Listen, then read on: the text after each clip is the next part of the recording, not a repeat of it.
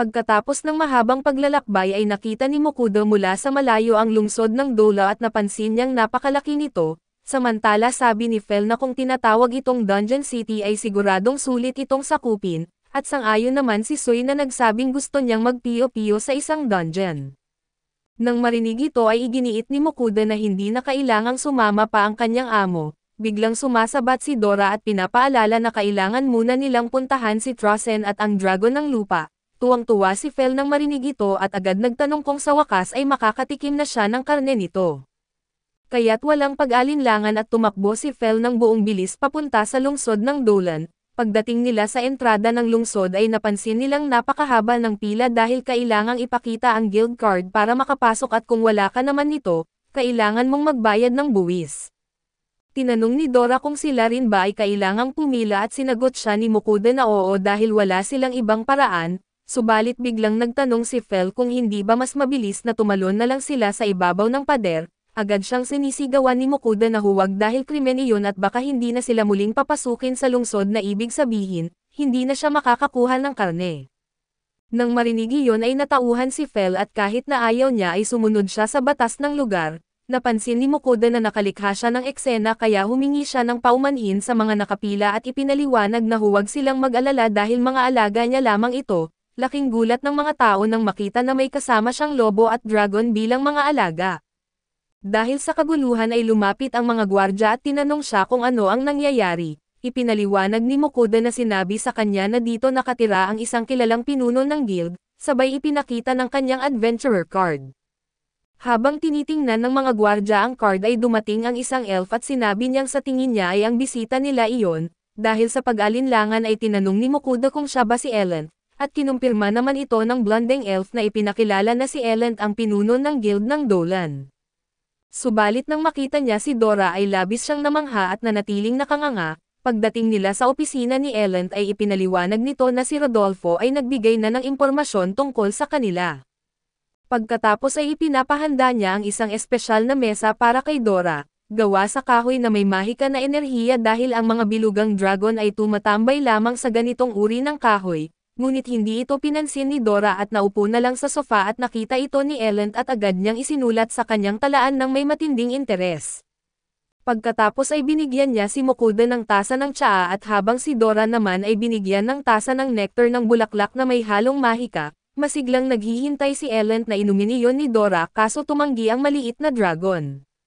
Mabilis naman niyang isinulat ito at sinabing ayon sa mga librong nasa maharlikang aklatan, ang mga ganitong uri ng dragon ay kumakain ng mahika at nectar at pagkatapos ay ipinunto niya ang usapan kay Mokuda at tinanong kung nasaan ang dragon ng lupa at kung balak ba nilang dalhin ito gamit ang karwahe. Sagot ni Mokuda na hawak niya ito sa kanyang item box dahil ganoon ang kaso, tumayo siya ng masigla at hiniling na agad silang pumunta sa bodega upang simulan ang trabaho. Ngunit bago pa siya makalabas ng opisina ay biglang lumitaw si Hubert sa harap niya at ipinapaalala sa pinuno ng guild na may meeting ito sa hapon kasama ang guild ng mga mangangalakal. Agad namang sinabi ng elfo na ipagpaliban na lang ang pulong, ngunit tumanggi si Hubert sa pamamagitan ng kanyang tingin kaya't napilitan si Ellen na baguhin na lang ang oras ng pulong, dahil sabik na siyang hatiin ang bangkay ng dragon. Habang hinihiling niya kay Mokuda na ipakita iyon ay nagsimula siyang magkwento na 238 taon na ang nakalipas mula nang nabuo ang isang unit ng mga mangangaso ng dragon. Ikinwento rin niya ang bahagi ng kanyang buhay at sa hindi siya nakasali noon dahil B-rank lang siya. Kahit ginamit niya ang lahat ng kanyang lakas para umabot sa S-rank, hindi na muling nabuo ang grupo ng mga mangangaso ng dragon at talagang malas at ika nga. Pagkatapos ay inilabas ni Mokuda ang dragon ng lupa mula sa kanyang item box at nang makita iyon ng elfo ay labis siyang namangha. Pagkaraan nito ay kinuha ng elfo ang isang measuring tape at sinabing kailangang masukat ito ng perpekto. Naiinip na si Fel at sumigaw na simulan na ang pagputol, ngunit pinatigil siya ni Mokuda dahil nakikipag-usap pa siya sa pinuno ng guild. Samantala ay tinanong ni Ellen si Mokuda kung ano ang karaniwang kinakain ng kanyang dragon kung sakaling hindi ito nectar ng mahiwagang bulaklak. Nasabi tuloy ni Mokuda ang pangalan ni Dora nang hindi sinasadya, na agad nagbigay interes sa elf. Tinanong niya kung iyon ba ang pangalan ng dragon at tumatango si Mokuda. Ipinaliwanag niya na pare-pareho lang silang kumakain ng pagkain kaya siguro iba-iba ang kinakain nila at nagtaka ang elfo dahil ayon sa kanyang kaalaman, puro nectar lamang ng mga bulaklak ang kinakain ng mga dragon. Biglang lumapit si Dora at sinabi kay Mokuda na ngayon lang niya narinig na kumakain daw ng nectar ang mga dragon at ipinahayag niyang kumakain sila ng kahit ano, pero mas gusto nila ang karne at lalong nagtaka ang elfo dahil hindi niya narinig na nagsalita si Dora. Ipinaliwanag ni Mokuda na nakikipag-usap ito sa kanya gamit ang telepatiya at napatigil ang pinuno ng guild sa gulat at medyo nagalit. Tinanong kung totoo bang kaya nitong makipag-usap sa telepatiya dahil sa buong buhay niya bilang elfo ay ngayon lang niya iyon narinig. Habang sumisigaw siya ng tanong ay dumating si Hubert at magalang na nagpaalam na kailangang isama na niya ang pinuno. Ngunit bago sila umalis ay nagtanong si Fel kung mapapasa kanila ba ang lahat ng karne matapos itong hatiin.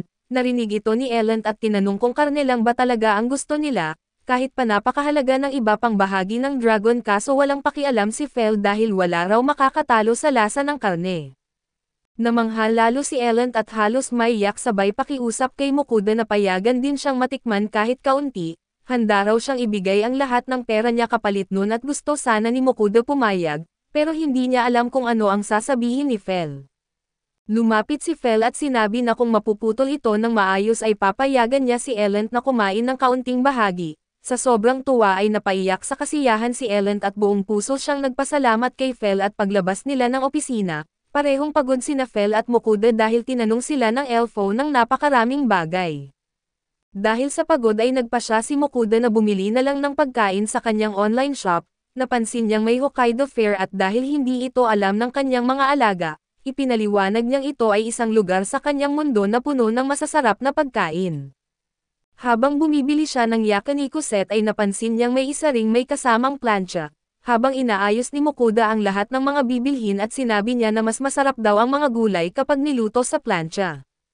Medyo nainis si Fel dahil ayaw na niyang kumain ng mga dahon kahit ganoon, nagpasya pa rin si Mokuda na magluto at sinabing siguradong masarap ito at tama nga siya, dahil nagustuhan iyon ng lahat at humingi pa sila ng dagdag. Nang gabing iyon habang natutulog ang lahat ay sinamantala ni Mokuda ang oras para kainin ang kanyang souvenir, ngunit si Soy na nagising pa ay nakaramdam ng kuryosidad kaya binigyan siya ni Mokuda ng isa, tuwang-tuwa ang slime at sumigaw na napakasarap nito dahilan para magising ang iba at gusto rin nilang matikman. Nang matikman nila ay labis silang naaliw at lalo na si Fel na dahil sa laki niya na gusto pa ng mas marami. Ayaw namang magbigay ni Mokuda dahil binili niya iyon para sa sarili lang niya at dahil dito, tinanong siya ni Fel kung nilalabanan ba niya ang utos ng kanyang amo at nagalit si Mokuda at sumigaw na dapat baliktad iyon. Kinabukasan ay sobrang pagod ni Mokuda dahil hindi natulog sina Fel, Dora at Soy para silang mga batang uminom ng kape at pagdating nila sa lugar, sinalubong sila ni Hugger at tinanong ni Mokuda kung ano na ang nangyari kay Elend at sa dragon ng lupa. Bigla namang lumabas ang elfo na tuwang-tuwa at sinabi niyang buong araw at gabi niyang sinukat, sinuri at pinag-aralan ang dragon at ipinagmamalaki pa niyang iyon daw ang pinakamasayang oras ng kanyang buhay, dahilan para isipin ni Mokuda na hindi pa rin niya ito hinihiwa. Sa sumunod na eksena ay handa na si Elend na hatiin ito gamit ang pinakamahalaga na kayamanan ng guild na isang kutsilyong gawa sa mithril, ngunit sa unang hiwa pa lang ay naputol agad ito sa kalahati at lahat sila ay napasigaw sa gulat. Malungkot na sinabi ni Elend na ayon sa mga libro ay dapat kaya ng mithril na hiwain ito pero kahit nabigo siya, masaya na siyang malaman kung gaano katibay at kahanga-hanga ang balat ng dragon.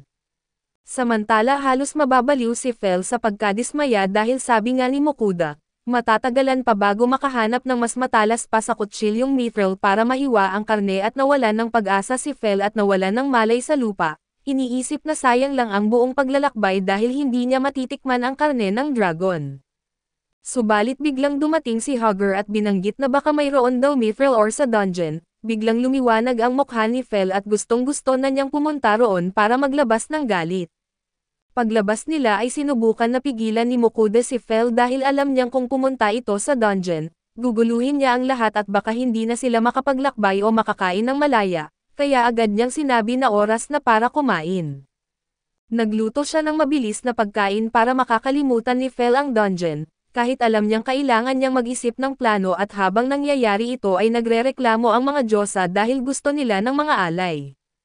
Narinig ito ng dalawang Diyos pa at gusto rin nilang matikman ang tsokolate. Tinanong nila ang mga Diyosa kung akala ba nila ay maloloko nila sila at pagkatapos noon, nakipag-ugnayan sila kay Mokuda at ang unang nagsalita ay si Hefesto at ito ang Diyos ng Panday, at kasunod ay si Volcano at ito ang Diyos ng Digmaan.